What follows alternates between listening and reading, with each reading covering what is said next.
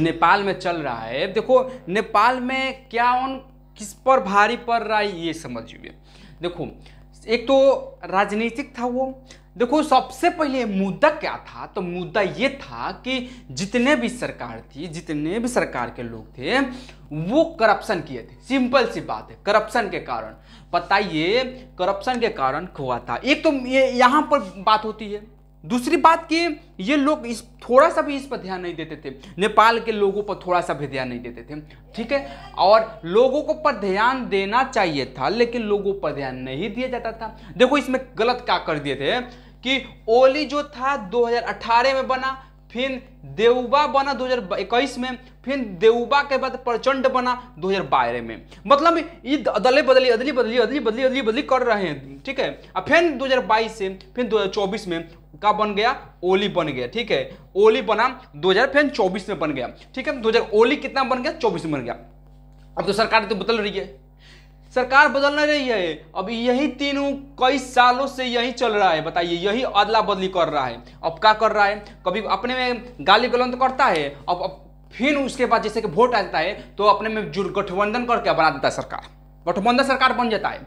दूसरी बात कि इन्होंने इतना मतलब गलत कर दिया कि कुछ नहीं। एक तो करप्शन था, करप्शन के कारण लोग परेशान थे, ये तो एक अलग बात था, मुद्दा एक अलग था यार। हटाओ इसको बात, पहले समझो कि ये तो अदला बदली करके सरकार तो बना रहे हैं वो, ठीक है, कोई बना दी, कोई बात नहीं, हटाओ, चलो उसको बात हटा दिए। उसके बाद ये क्या हुआ था कि इनके जो बच्चे थे वो विदेशों में जाकर घूम रहे हैं, कोई लग्जरी कार में, कहीं घर में बिल्डिंग घर, कहीं मतलब होटल, मतलब मस्त कपड़ा, VIP खाना, मतलब सब खा रहे थे, सब कुछ मौज मस्ती कर रहे और उसको वीडियो पर डाल रहे थे, ठीक है। उसको क्या कर रहे थे, यूट्यूब पर, फेसबुक पर, इंस्टाग्राम पर, सोशल मीडिया पर वो डाल रहे थे। सिंपल सी बात, सोशल मीडिया पर डाल रहे थे। तो वहां पर इनका क्या हुआ कि अब वो वायरल होने लगा वीडियो। तो वीडियो जब वायरल हुआ तो अब मतलब उस पर लोग उठाने लगे सवाल कि ये वो, मतलब कि पैसा जब नहीं है तो ये क्या कर रहा है, यहाँ पर जाकर पढ़ा रहा है, वहाँ पर पढ़ रहा है। तो इस पर लोगों ने, नेपाल के लोगों ने सवाल बहुत उठाया। इसके कारण जो नेता थे, जो यहाँ के प्रधानमंत्री थे,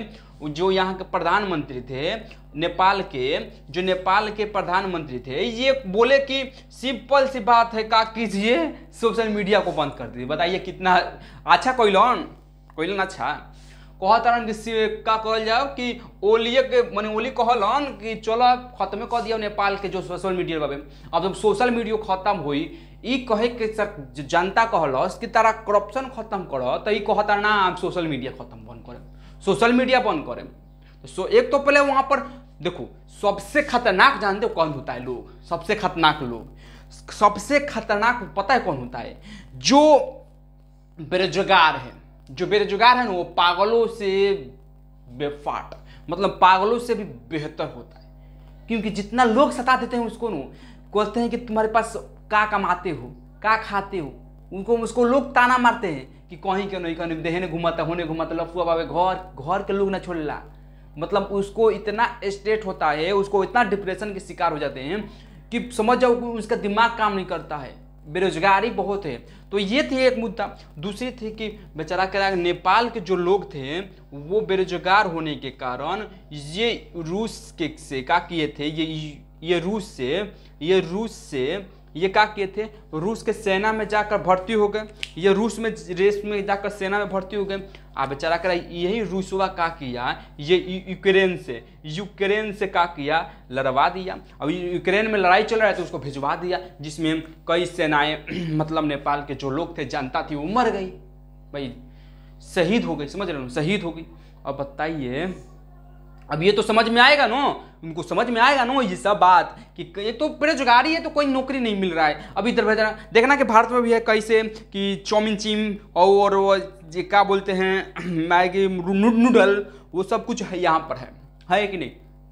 वहाँ के लोग यहाँ पर आकर बेच रहे हैं। यहाँ पर एक देखना कि नेपाल के लोग यहाँ पर आते हैं, कुछ के बेचने कपड़ा बेचते हैं, और एक बोलते हैं कि कास्मेट और बहुत सारे कुछ बेचते हैं, ठीक है। तो वहाँ का लोग आकर, क्योंकि भाई बेरोजगारी है तो इधर उधर आकर बेचते हैं। दूसरी मुद्दा ये नहीं थी, बेरोजगारी तो एक थी पहले से, लेकिन ये किस मुद्दा तो यहाँ पर उठा कि सोशल मीडिया को बंद कर दिया। फिर यहाँ पर लोगों पूरा एकजुट हो गए, एकजुट होकर बल लगाकर चल दिए लड़ने। यहाँ पर जनता का की थी नेपाल, यहाँ पर जेनजी क्या होता है, जेनजे ये क्या होता है, ये 1900 समझ जाओ 2012 के बीच के मतलब लोगों को यहाँ पर उठा दिए। ठीक है, अब ये स्टार्ट हुआ था। अब यहाँ के लोग जो थे वो नेताओं के, नेपाल के नेताओं को भिजा कर मार पीट पाट मरा उठा पटक बीक उठा पटक, मैंने इतना मार मारी नू जनता नेताओं को। उसके बाद जो नेता थे हेलीकॉप्टर पर लटका के भागे, देखना लोग नेता जो थे वो लटका के भागे। दूसरी बात यहाँ पर ये थी कि मैंने जानता थोड़ा सा गलती कर दी, थोड़ा देखो नेपाल के जो लोग थे ना थोड़ा सा गलत कर दिए। इन्होंने गलत क्या कर दिए, इनको ये नहीं करना चाहिए, कदम नहीं उठना चाहिए था। इन्होंने मतलब पता नहीं ये किए कि नेता के लोग करवा दिए, वो जो फाइल रखा था वो ऑफिस में उसको भी जलवा दिया गया। पुलिस स्टेशन में जितने कैदी थे, वो जेल में जितने भी कैदी थे उनको भी पूरा छुड़ा गया, जो कैदी थे उनको।